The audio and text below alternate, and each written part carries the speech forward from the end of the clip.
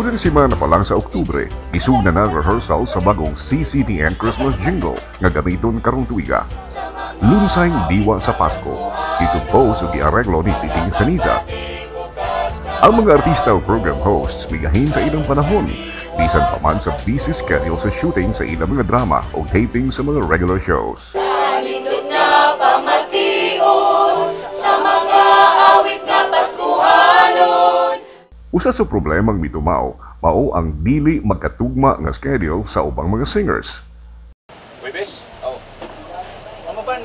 Gusto Friday ban Huwebes?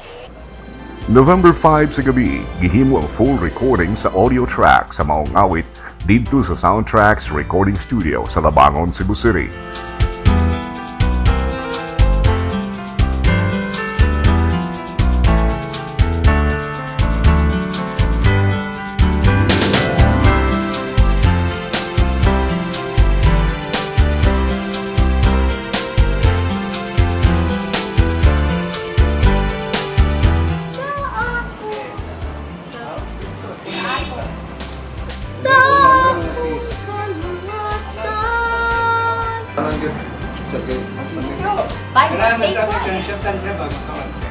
Hamburger, wow. Sa masigihapon, may mga laing commitments ang uban nga gikinahanglang atimanon. Hinungdan nga giuna pag-record ang audio track sa mga singers nga kinahanglang mobiya og sayo sa studio. Ang bilen nga iyang natawhan. Alas 8 sa gabi, miabot ang ubang mga singers.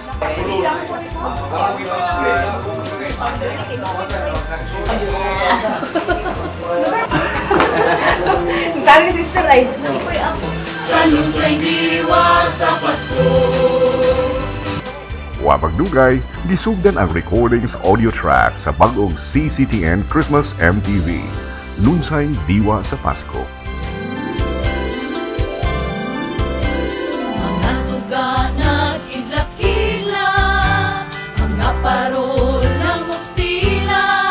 Kay Pasko na usab ug sa ulugon ta, sa tumang kalipay ug kasaya.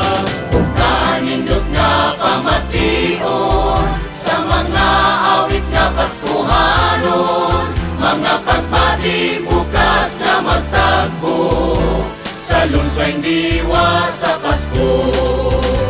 Maglibang-libang awit na magsagsak kita, kay si Jesus na tao na. Maglibang-libang awit na magsagsak kita, kay si Jesus na tao na. Imo ug akong pinaskuhan, Ang bilen nga iyang natawhan, kay dito ang saad na tuman. sa atong kaluwasan. Kanindot nga pamation sa mga awit nga Paskuhanon, mga pagbati bukas na magtagpo sa Lunsay Diwa sa Pasko. Maglibang-libang awit na magsagsak kita, kay si Jesus na tao na. Maglibang-libang awit na magsagsak kita, kay si Jesus na tao na.